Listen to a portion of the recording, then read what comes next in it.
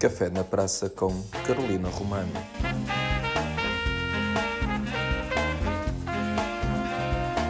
Olá, sejam bem-vindos ao Café na Praça, o podcast onde converso com pessoas que nasceram ou que têm ligação ao Alto Minho. E esta semana comigo tenho a Carolina Romano, ela é médica. E Carolina, muito obrigado por teres aceitado o convite para este Café na Praça. Como é que estás? Olá, José, obrigada eu. Fiquei muito satisfeita, por ter recebido este convite. Estou bem, obrigada. Já te conheço há muito tempo, assim, contextos um bocadinho, diferentes, mas estou muito contente agora por podermos ter uma conversa descomplicada, mesmo que seja assim à distância. Sim, claro que sim. E já nos conhecemos há algum tempo, vamos falar um bocadinho disso, mas antes vou começar como começo com todos os convidados, que é perguntando, em criança, em pequenita, o que é que gostarias de ser quando fosses grande? Eu, quando era pequenina, é frequente seguirmos o modelo dos nossos pais, não é? Portanto, eu dizia muitas vezes que queria ser, queria trabalhar numa farmácia, porque era onde a minha mãe trabalhava. Minha mãe é técnica de farmácia no Hospital de Viena, portanto, eu dizia isso, mas não fazia a mínima ideia do que é que isso significava. Portanto, Claro. de qualquer maneira, ia muitas vezes lá para o hospital, andava lá no corredor dos medicamentos, convivia com ela e com as colegas dela, então eu sempre gostei ali do ambiente hospitalar. Então, depois, quando isso se tornou uma coisa um bocadinho mais estruturada, em que realmente tive de pensar, sempre pensei na área das ciências e pronto, e a verdade é que quis ser médica desde relativamente cedo. Hum, e foi para isso que acabei por me encaminhar. Ah, Claro que durante o crescimento tens sempre assim outras coisas que te passam pela cabeça, mas nenhuma se ocupou muito espaço, ou pelo menos não durante muito tempo. E foi relativamente Então, tu direto. desde, ou seja, começaste no fundo sempre na área, estiveste sempre num ambiente hospitalar desde pequena, Uhum. não é? Tu e a tua irmã, Sim, não é? Que tens uma irmã sim, gêmea e curiosamente as duas, mas falando mais de ti, mas sim as duas acabam por também ter o percurso das duas estudarem e tirarem medicina e serem as duas formadas em medicina. Lá em sim. casa foi sempre também um ambiente propício a isso, e incentivados, porque desde Hum, cedo também há aquela ideia, e eu queria ter esta conversa também para desconstruir alguns mitos associados a isso, porque há muita gente que acha que o percurso é complicado, que de facto é, que é preciso dar muito tempo de vocês, que viver muito para a escola, mas tu, a tua irmã e também a outra irmã acabam também por ser um bom exemplo que é possível complementar com outras atividades o vosso percurso académico e profissional. Sim, é verdade. Pronto, nisto nós, tanto eu como as minhas 2 irmãs, crescemos num ambiente absolutamente privilegiado, não é? Os meus pais, sempre nos deixaram ser aquilo que nós quiséssemos, mas também sempre foram muito exigentes com o nosso percurso. Ou seja, sempre nos deram total liberdade de escolher o que fazer, dentro e fora da escola, sempre nos deram a oportunidade de estar envolvidas em muitas atividades extracurriculares, quer seja a nível desportivo, a nível musical, também a nível das guias. E portanto nisso nós somos, ou seja, nós somos muito produto do ambiente em que crescemos e do esforço que os nossos pais fizeram de sempre de nos providenciar todas as experiências que fossem possíveis. Hum, e ao mesmo tempo também nos dar um ambiente seguro que realmente nos permitiu conciliar, um estudo, é verdade que é exigente, mas que sendo exigente no ambiente e no meio em que nós fomos, em que tivemos a sorte de ser criadas, acabou por não ser assim nada de por aí além. É verdade que trabalhámos muito, é verdade que não é um percurso fácil, que é um percurso exigente, mas realmente nós crescemos num caldeirão em que isso fica mais fácil. Hum, os nossos pais, a verdade é que acabamos por ir as 3 para a medicina, mas os nossos pais não tiveram grande, pressão nisso. Claro que ficaram satisfeitos quando souberam que era uma área do nosso interesse, é uma área em que têm bastante orgulho, mas na verdade nunca nos pressionaram, nem nunca nos limitaram aquilo que podíamos fazer da nossa vida, nunca. Nem durante o crescimento, nem atualmente. Claro. Agora sim, sempre foram bastante rigorosos com o nosso desempenho na escola e na vida em geral, mas também rigor esse que nós também, queríamos e que também tínhamos connosco próprios.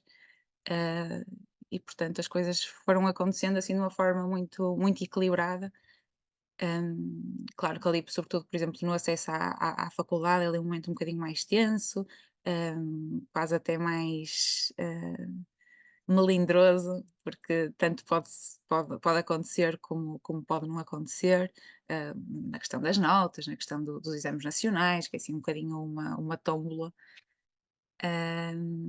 Mas acho que acabamos, no fundo é isso, somos umas privilegiadas, nascemos num meio em que as coisas nos foram facilitadas, muito com o esforço dos nossos pais, ah, e portanto sempre tivemos liberdade para ser tudo aquilo que quisemos, mas realmente quisemos ser todos a mesma coisa, Diz-me ou uma pelo coisa, menos numa sim, sim, diz, estavas a ou falar pelo dessa. menos Estavas a falar dessa parte do 12º ano, dos exames nacionais. O acesso ao curso, e agora que já passaste por ele, já terminaste, uhum. passaste esta fase toda, o acesso ao curso é o mais correto ou deveria ser revisto? Ora, eu acho que não é o mais correto, no entanto, é difícil pensar num que seja mais justo, ou seja, Hum, a verdade é que um peso tão significativo dos exames nacionais acaba por ser muito ingrato para um percurso de 3 anos, não é? Um percurso de esforço, um percurso de rigor, e depois acabas por ter ali um bocadinho a tua oportunidade em meia dúzia de horas. E a verdade é que eu, por exemplo, tive essa experiência. Eu no 11º ano, os exames que fiz foram absolutamente desastrosos, catastróficos, não tinha sequer nota mínima para me candidatar à faculdade. E eu senti muito esse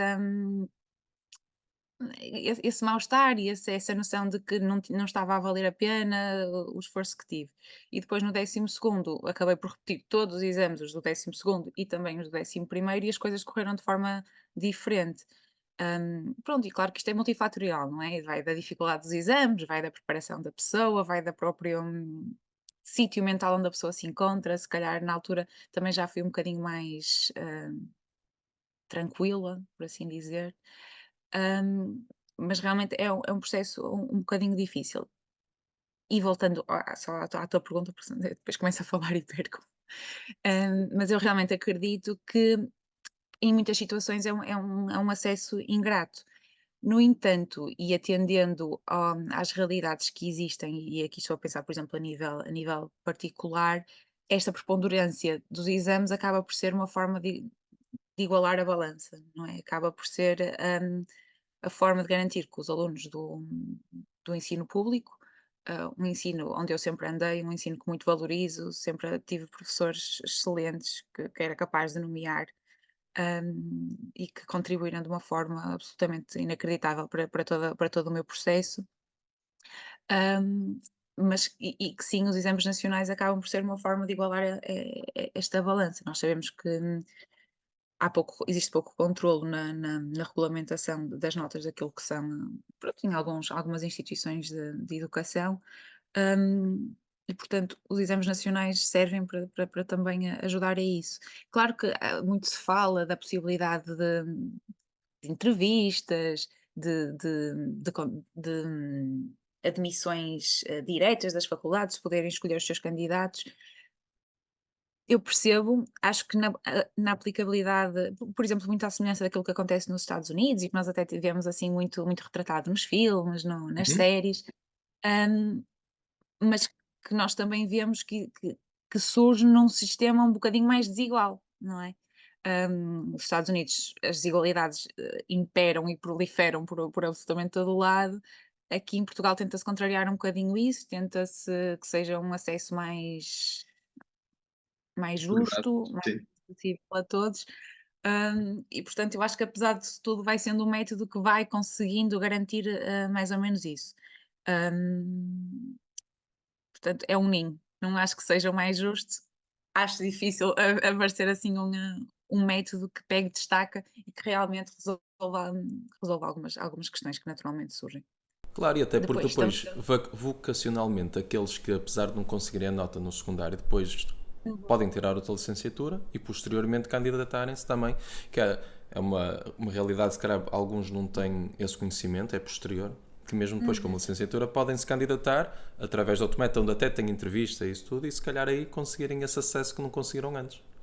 Mais a Sim, nível exatamente. vocacional. Porque, isto Uhum, porque, da tua experiência enquanto estiveste a estudar, e para terminarmos também o assunto estudo, uhum, houve desistências? Ou seja, pessoas que deram muito de si para lá estar e depois percebem que afinal não é aquilo? Sim, há desistências. Eu gostava só de ir pescar a palavra que tu disseste da vocação, porque isto e é uma palavra que se usa muito quando falamos do acesso à medicina e do acesso a outros cursos, que pelo menos temos cristalizados na nossa no nosso imaginário como mais desejados ou que dão acesso de alguma maneira a uma boa vida. E esta coisa da vocação, principalmente numa fase tão embrionária do nosso desenvolvimento, porque a verdade é que nós, na nossa cabeça, quando estamos no 12º ano, já achamos que estamos muito bem desenvolvidos, já temos uma ideia daquilo que queremos para o futuro. E na verdade isso não é bem verdade, não é? Nós percebemos que acaba por ser quase um castelo de cartas. E, portanto, isto tanto pode dar para um lado ou pelo outro. Aquilo que é a vocação também é assim um construto que está mal definido e que depende muito da realidade de cada pessoa do que a pessoa quer para si. Portanto, sim, no curso existem algumas desistências, não são assim tantas. hum, Acho que também é um curso que permite a cada pessoa optar por caminhos diferentes, quer seja a investigação, quer seja a área, se calhar, mais das farmacêuticas, a área clínica. Depois, mesmo a própria escolha da especialidade permite também poder selecionar uma área que seja mais do teu agrado. Hum, portanto, embora tenha havido desistências, sim, consigo me lembrar de alguns colegas, e alguns foi mesmo ou porque não estavam a gostar do curso, ou porque perceberam que tinha sido a escolha errada. hum, ou porque até alguns pressionados pela família, nunca foi muito bem aquilo que escolheram, e vai havendo. Mas não sinto que seja assim uma fatia gigantesca. Claro que acontece e acho normal que aconteça, porque realmente é uma escolha muito importante numa altura da vida em que as dúvidas ainda são muitas. E diz-me uma coisa, vamos passar a fase da faculdade um bocado à frente, porque senão depois Uhum. também o nosso café fica só Sim. para a área de estudos. Especializaste em quê? Estás a trabalhar onde? Como é que é? A parte final mais... Como é que Uhum. Então, nós fazemos o curso de 6 anos e no final temos de fazer um exame de acesso à especialidade. Este exame põe-nos numa lista que depois, por ordem, somos capazes de escolher a especialidade e o local onde vamos tirar a especialidade. Eu ainda não sou especializada em absolutamente nada, só tenho um mestrado em medicina e estou a tirar agora a especialidade de psiquiatria. É uma especialidade que dura 5 anos, eu estou no meu terceiro ano, portanto estou ali hum, a meio caminho. E portanto é quase um ciclo que se repete. Entras agora numa nova área, que rapidamente percebes que, face àquilo que aprendeste na faculdade, é uma área enorme, de uma vastidão de conhecimento gigantesca, e portanto sentes-te pequenina outra vez e acabas por entrar num novo ciclo de aprendizagem, num novo ciclo de desenvolvimento, de realização de trabalhos, de colaboração com colegas. E portanto é isso que eu agora estou a fazer, estou no terceiro ano da psiquiatria. Ou seja, entre tirar o curso, a licenciatura, o mestrado, a especialidade, estamos a falar que lá para os De 30 uma vida. e... Exatamente. Não, são 11 anos de formação, no mínimo. São 6 anos de formação graduada, não é? No mestrado, e depois um ano de formação geral, e depois a entrada na especialidade, que varia entre 4 e 6 anos, conforme a especialidade. Portanto, sim, é um percurso moroso. Por isso é que causa tanta celeuma quando, por exemplo, surgem aquelas notícias em que um determinado iluminado se lembra que, com certeza, os médicos internos podiam não ser pagos ou podiam não ser remunerados, quando isso é profundamente falicioso, por vários motivos. Primeiro, porque já são médicos; em segundo, porque sustentam em muito aquilo que é o funcionamento do Serviço Nacional de Saúde, a nível de realização de urgência, a nível de gestão de internamento, de gestão de consulta externa também. E portanto é uma coisa absolutamente aberrante. Cada vez que surge assim uma notícia, põe-nos a são todos os doentes. principais? mitos que tens desconstruído ao longo deste tempo com as pessoas com quem falas. Ou seja, esse é um dos exemplos, não é? Mas há outros mitos, não é? Que vocês têm uma vida boa, que, sei lá, Sim. quais são os principais mitos associados a... Olha, muitos deles vêm enraizados há muito tempo, não é? Eu diria que os principais mitos, olha, é por exemplo esse, que ainda somos aprendizes, ou seja, que ainda estamos, que é verdade, estamos a aprender, estamos a desenvolver um percurso numa área de especialização, mas já somos médicos, já temos uma certa, aliás, uma certa não, toda toda a responsabilidade nos atos que praticamos. Outro mito, diria, é a questão da vida boa, do ordenado incrível, que rapidamente percebemos que não é assim. É verdade que é uma profissão onde temos bastante autonomia de gestão, ou seja, temos várias oportunidades de trabalho, ou pelo menos temos tido até ao momento. Mas realmente é uma vida exigente. Durante a nossa formação é-nos pedido que nos desdobremos em atividades clínicas, quer no hospital, não é? Nas nossas atividades na consulta, no internamento, na urgência, mas depois também fora do hospital, a nível de realização de cursos que frequentemente são sustentados economicamente somente por nós, realização de trabalhos para apresentação em congressos, ou seja, toda a parte curricular também é bastante exigente, sobretudo durante o internato, e acaba por nos tomar uma fatia considerável de tempo. Mais mitos. Existem vários, eu provavelmente não me vou lembrar de todos, mas esta questão da vida boa e do tempo do desinteresse o médico chega tarde ou vai embora quando quer, e Só lá estou 2 minutos. exatamente, só lá picar o ponto e depois vai para o privado. E eu Nem, percebo de onde é que ele isso vem. nem me auscultou. Exatamente, exatamente, nem me auscultou, ou não me deu nada. Eu fui lá doente e não me passou pastilha nenhuma. Pronto, porque isto aqui, claro, é profundamente enraizado numa falta de literacia da saúde da nossa população, nós sabemos. Hum, Isto resolve-se com educação, educação, educação, com fontes de informação que sejam fidedignas, com uma comunicação social que não nos mine o trabalho. Isto acontece muito, por exemplo, na minha área, na psiquiatria, em que é frequente saírem notícias que de alguma maneira, por não corresponderem à verdade ou por não irem de encontro àquilo que é o conhecimento científico, acabam por minar a nossa prática. Um exemplo muito concreto, há umas semanas saiu uma reportagem em que demonizavam uma da classe de fármacos que nós mais usamos no nosso dia a dia. Para te dar um exemplo que consigas perceber facilmente, era como ires a um cozinheiro demonizar a cebola. Pronto. A cebola, de repente, era horrorosa, podia dar efeitos catastróficos e o médico que a prescrevesse era uma irresponsabilidade gigantesca.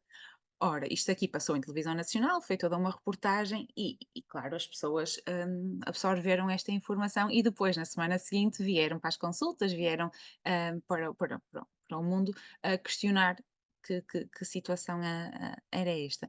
E, na verdade, são coisas que são transmitidas de uma forma inflamada, de uma forma pouco informada, quase até pouco responsável, e que acabam por gerar correntes de misinformation na população que em nada contribuem nem para o trabalho dos profissionais de saúde, nem para a saúde das populações. Por exemplo, nessa mesma reportagem, para além de demonizarem uma determinada classe de medicamentos, também alegavam que os médicos de família que não teriam competência para gerir esta mesma classe de medicamentos, o que é profundamente falacioso. A medicina geral e familiar neste momento tem um currículo próprio, é uma especialidade perfeitamente individualizada, os colegas são perfeitamente competentes para gerir estes medicamentos e a maior parte das situações da comunidade, na verdade, são a primeira linha na saúde da comunidade e são absolutamente fulcrais para todo o trabalho e para toda a estrutura. Toda a estrutura está apoiada nos ombros deles. Isso às vezes é um trabalho um bocadinho é muito, muito exigente, muito, muito importante, mas também às vezes ingrato. E imagino que se tenham sentido muito desvalorizados quando, por exemplo, tenham assistido a esta notícia. As Olha, especialidades depois, né? A especialidade que escolheste, a psiquiatria, Uhum. é uma especialidade muito sensível, Sim, porque estamos a lidar com assuntos que são, no fundo, reações a comportamentos e algumas demências degenerativas ou não, do cérebro. Se estiveres a dizer algum erro, interrompe-me à vontade. Mas que também há muita confusão com psicologia, porque não vais tomar esses medicamentos, vai antes ao psicólogo.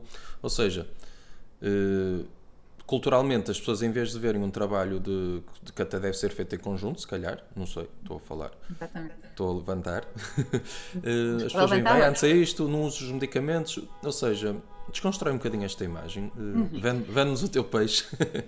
Sim, então, a psiquiatria é uma área médica, não é? Uma especialidade da medicina, não é? Portanto, traz-nos aqui um bocadinho um conhecimento sistémico daquilo que é o corpo humano, hum, o que em nada desvalida o trabalho da psicologia, que é exatamente como dizes, que deve ser feito em conjunto.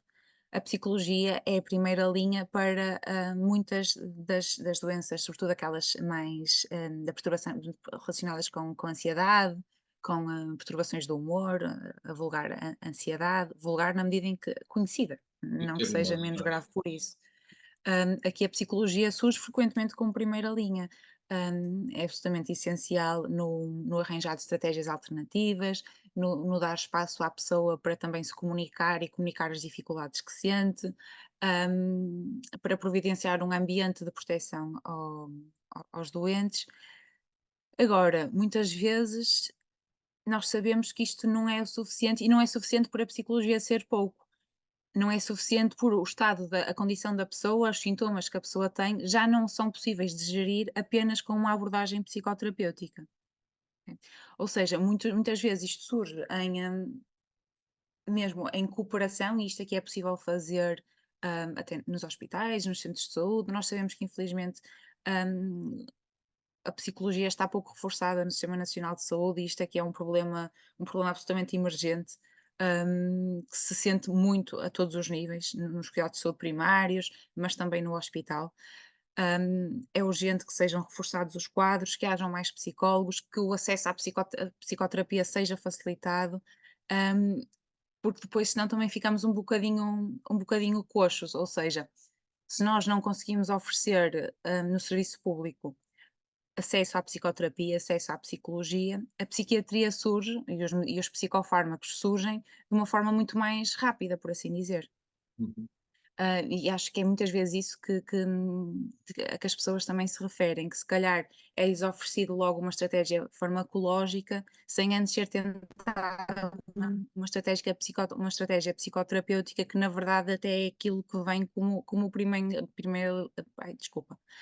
linha para muitas das situações que surgem. Hum, Mas surge, há e, uma acho, grande e evolução isto é do importante, tratamento. Uma grande evolução do tratamento. como? Houve uma grande evolução recente e acho que se calhar a medicina nos últimos 100 anos evoluiu imenso. E se Sim, calhar e na psiquiatria é uma. os fármacos da psiquiatria, surgiram mais tarde ainda. A verdade é que não é novos tratamentos na psiquiatria não surgem assim a um ritmo, tão rápido quanto isso, também por questões de interesse público, político, de investimento das farmacêuticas. Não surgem assim tantos fármacos como isso, mas é verdade que é uma área em que as armas terapêuticas surgiram tarde, ou seja, até meados do século XX, as pessoas que tinham doença mental estavam fechadas em asilos, eram excluídas da sociedade. Pelo menos estamos a falar sobretudo de doença mental grave, coisas como a esquizofrenia, desta linha, coisas assim um bocadinho mais severas. Porque não havia mecanismos, não havia tratamentos para lhes dar. E, portanto, as pessoas evoluíam, seguiam a evolução natural da doença sem ser possível fazer nada quanto a isso. Neste momento já não é assim, já existem tratamentos que são eficazes, que infelizmente não chegam a toda a gente. Nós sabemos que uma fatia significativa tem a dificuldade de acesso a estes cuidados, quer seja por viverem em sítios um bocadinho mais isolados, quer seja por as características da própria doença condicionar este isolamento e dificuldade na procura de cuidados. Hum, é assim bastante multifatorial. Mas sim, mas é verdade. Agora, atualmente, temos tratamentos que são eficazes. Gostamos muito quando aparecem novas coisas que são promissoras e que surgem com evidências, também é importante.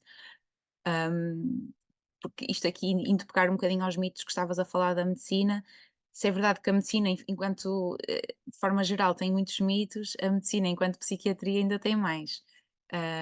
Um bocadinho esta questão do todos os doentes que são acompanhados na psiquiatria são loucos, não é? Sabemos que isto não é verdade, todos nós estamos sujeitos a adoecer. A doença mental é um espectro muito grande de doenças, Tanto podemos falar de questões de ansiedade, questões de humor, como podemos falar de questões de personalidade, questões de comportamentos de dependência, questões de perturbações psicóticas. Portanto, é uma gama mesmo muito vasta, questões do neurodesenvolvimento. hum, e portanto, esta coisa do quem anda na psiquiatria ser louco não podia ser mais mentira, até porque ficamos aqui em dúvida o que é de facto um louco, o que é que caracteriza um louco, aquela frase do de louco todos temos um pouco, se calhar é aquela que mais se aproxima da verdade. ah, e este estigma acaba por ser só, é danoso para todas as partes, mantém as pessoas que estão doentes e que precisam de ajuda longe, hum, fomenta um sentimento de culpa a quem precisa destes cuidados, e portanto é que é tão, por isso é que é tão emergente desfazer estas ideias preconcebidas. Depois existem Não pós, também. desculpa estar-te a interromper, mas isto Ah, não. tenho-te interromper por causa disto.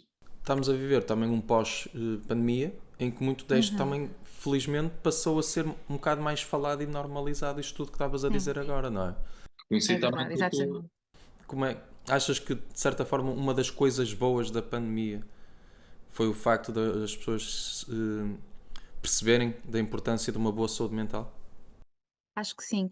Hum, Acho que a pandemia foi um bom exemplo de experiência transversal. Ou seja, previamente as pessoas iam tendo os seus pequenos eventos estressores de forma individual, não é? Uma pessoa ia passando por um momento mais difícil, porque, por exemplo, o pai adoecia, ah, e tinha ali acesso à sua experiência de stress, por assim dizer, e a pandemia foi ali uns anos, às vezes é difícil de recordar, mas é verdade, foram uns anos, de stress conjunto, em que todos passamos pelo mesmo. Claro, com acesso a coisas diferentes, em condições também elas diferentes, mas passamos pela mesma experiência. E também deu aqui espaço a realmente falar-se mais de saúde mental. Nós temos que e perceber que um conceito que também é importante: ter saúde mental não é só não ter doença mental. Ou seja, ter saúde mental é todo um estado de bem-estar psíquico, pessoal, a pessoa sentir-se bem consigo própria, capaz de desempenhar funções nos vários meios, meio social, meio familiar, meio do trabalho. É uma coisa muito mais abrangente que isso, ou seja, poder explorar todas as suas potencialidades. Hum, e isto aqui difere, ou seja, para termos saúde mental precisamos, sim, de não ter doença mental, mas não é o suficiente. Precisamos de todas as ferramentas adicionais, não é? E é aqui neste bem-estar que surge a questão do exercício, dos convívios sociais, da alimentação, de um estilo de vida, no fundo, saudável. Mas sem dúvida que acho que o Covid foi aqui quase uma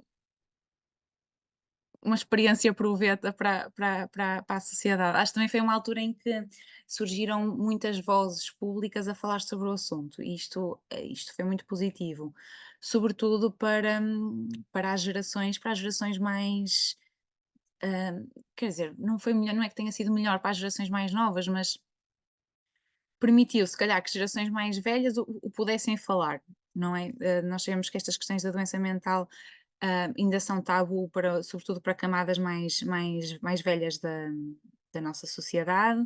As camadas mais jovens já começam a ter outra à vontade a falar destas questões.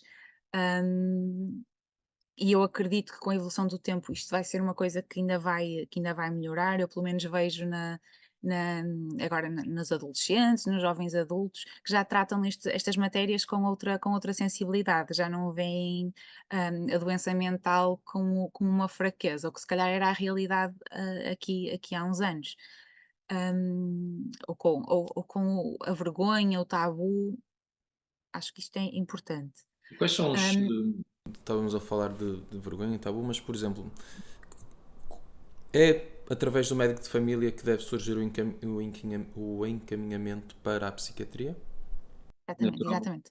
Ok. Ah, a forma como o nosso Sistema Nacional de Saúde está estruturado, e eu acredito que está estruturado de forma bastante razoável.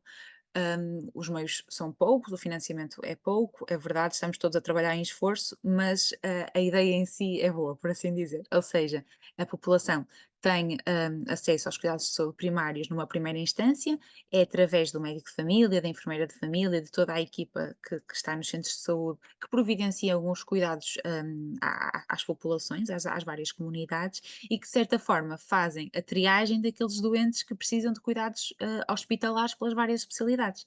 Portanto, sim, a orientação para a psiquiatria no hospital é feita pelo médico de família, habitualmente. Carolina, Vamos pousar Diz. agora a medicina um bocadinho de parte, que senão o café Ok, fica. ok. Poderia continuar a falar disso, havia uma pergunta Eu também falo muito, se tivermos tempo, se como tivermos vês. Vais-me responder em 30 segundos a isto. Sendo a tua mãe farmacêutica, não é? Sim. Tu sendo médica, aquela discussão entre as farmacêuticas procurarem o lucro em vez do tratamento dos doentes já foi conversada à mesa? Nem por isso, porque a minha mãe é técnica de farmácia hospitalar, portanto nunca esteve assim muito nos meandros dessa temática. É assim um tema muito melindroso, não é? Até os médicos entre si têm assim um bocadinho de pudor em falar, em falar do assunto. Mas não há dúvida nenhuma que a indústria farmacêutica é uma indústria que movimenta milhões de euros, procuram o lucro e, portanto, o que os motiva são necessariamente interesses comerciais, o que não necessariamente são sobreponíveis aos interesses dos doentes. E acho que isto aqui é suficiente, não tenho de dizer muito mais, mas que é verdade e que acho que é impossível fugir. Claro. Diz-me uma coisa, apesar da vida complicada e atarefada que tu e um médico em geral têm, mas falando no teu caso, também é possível ter vida social. E no teu caso, desde tenra idade, também foste tendo essa vida social, seja no voleibol, na música também e nas guias. Sim. Fala-me como é que foi gerir e vais gerindo, neste caso, essa vida, essa parte complementar da vida. Sim, exatamente, é complementar e absolutamente essencial. Eu sempre gostei muito de fazer outras coisas, continuo a gostar. Hum, para mim era muito importante a sensação de que era capaz de fazer muitas coisas. E nisto as guias surgem ainda com particular importância. Para quem as guias acabam por são uma associação juvenil de educação não formal, no caso exclusivamente feminina, e que eu sou guia desde os 7 anos, e que desde sempre foi, no fundo, um espaço seguro para eu ser absolutamente quem eu quisesse, não é? Para eu poder aprender a fazer as mais variadas coisas, aprender a viver ao ar livre, aprender a ser mais desenrascada, a ser mais criativa, a ser mais membro de uma equipa. Acho que isto também é importante. E portanto, as guias foi um sítio onde, no fundo, o meu parque de diversões, onde eu pude ser tudo aquilo que eu quis, onde eu pude ser com quis com as pessoas de quem mais gostava, com as pessoas com quem mais me sentia à vontade e confortável. E portanto foi sempre assim um microcosmos que eu sempre valorizei muito e onde ainda hoje me sinto muito bem, embora agora com um bocadinho mais afastada. Todas as outras atividades, o desporto, a música, pronto, eu na música nunca me saí assim de forma brilhante, foi assim uma coisa que os meus pais fizeram muito gosto, e que teve o seu papel no meu crescimento e que eu hoje fico muito grata por ter tido a oportunidade, mas que realmente não era assim uma coisa que eu adorasse fazer. Mas o desporto sim, a natação primeiro, depois também tive ali uma experiência assim meio fracasso na patinagem e depois no vôlei, onde também me senti muito bem acolhida, onde também o trabalho de equipa, é absolutamente essencial, onde o desporto também, à semelhança das guias, é um espaço onde não se trabalha só os músculos, não é? Onde também onde se cria um ambiente seguro de crescimento a todos os níveis, de saber gerir o teu tempo, de saberes o peso da responsabilidade, o peso do compromisso, reconheceres o teu papel de individualidade num grupo, a gestão de conflitos, tudo isto são coisas que se vão trabalhando em todas estas atividades e que depois e que te vão estruturando como indivíduo. Mas sim, para mim a parte social sempre foi muito importante a todos os níveis, depois mesmo na faculdade, mesmo ainda hoje também não, nunca não dispenso um café na praça com os meus amigos. E muito bem. Nós estamos a ficar um bocado apertados de tempo, mas ainda sobre as guias, eu quis falar contigo hoje porque estamos a celebrar os 50 anos da companhia, da nossa, no fundo. Que mensagem é que gostarias de transmitir para as raparigas e para aquelas que foram e que vão ser? Olha, gostaria de dizer, primeiro de agradecer a quem teve a coragem, a audácia de formar a companhia, agradecer às nossas timoneiras, em particular à chefe São, que foi aquela que foi a minha mãe do Zé e que foi minha chefe de Avezinhas. Ainda hoje recordo com muito carinho a possibilidade de ir a um acampamento nacional, porque ela se disponibilizou a vir connosco quando eu era uma menina de 10 anos e foi E não esteve no já meu com aniversário por algumas. causa disso. Não teve, exatamente, não teve no aniversário do Zé para poder estar num acampamento com meninas que não eram filhas dela, a quem ela não devia nada, mas a quem ela se dedicava muito, e portanto ela foi uma pessoa também muito importante no meu crescimento, a quem agradeço muito. Hum, e portanto ela tem figura de destaque neste aniversário, nestes 50 anos, sem dúvida. Acho que ela ia ficar muito contente Não sei se ia de ver ficar, acho que era. Ah, não, passei. de ver como a companhia está hoje. Somos uma companhia numerosa, uma companhia forte, uma equipa, uma companhia que tem impacto na comunidade, a quem a comunidade reconhece mérito e valor naquilo que são as nossas atividades. E portanto, sim, uma palavra primeiro para aquilo que foi, uma palavra para aquilo que é atualmente, para as dirigentes que semanalmente despendem do seu tempo para manter a companhia viva, para continuar a dar o seu melhor no crescimento de jovens raparigas. Eu continuo a achar que é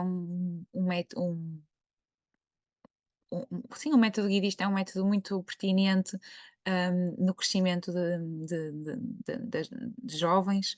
É um espaço seguro, é um espaço de alegria, é um espaço de comunhão, e portanto, sem dúvida que agradecer também a todas aquelas que no presente, o fazem. E também já de olhos postos no futuro, por todas aquelas que o virão a ser, não é? Por todas as raparigas que estão aí semeadas pela Miadélia e arredores, e que se tenham a oportunidade de poder vir a ser guias, porque da mesma forma que já se cumpriram 50 anos, que se cumpram outros 50, e portanto vai ser um fim de semana de festa, vai ser um fim de semana exigente. Começa já hoje à tarde, prolonga-se até amanhã, não sei dizer horas. Ah, portanto, estou muito ansiosa. Agora vim ontem do Porto para Viana e vim muito satisfeita e muito contente e muito ansiosa para ver todas as surpresas que vão ocorrer durante o fim de semana. E tenho a certeza que tu também vais estar com um olho muito atento Sim, eh, a ver o que é que se passa. sim. Carolina, muito obrigado por este café na praça, pela tua partilha. Não, olha, muito E obrigada. Desculpa assim um café momento um na bocadinho mais praça, atabalhoado. Este Café na Praça vai ser publicado exatamente no dia 19 de maio, este domingo, por muitos motivos e também aqueles que tu disseste. E muito obrigado por teres aceitado. E quanto a si, volto para a semana para mais um Café na Praça.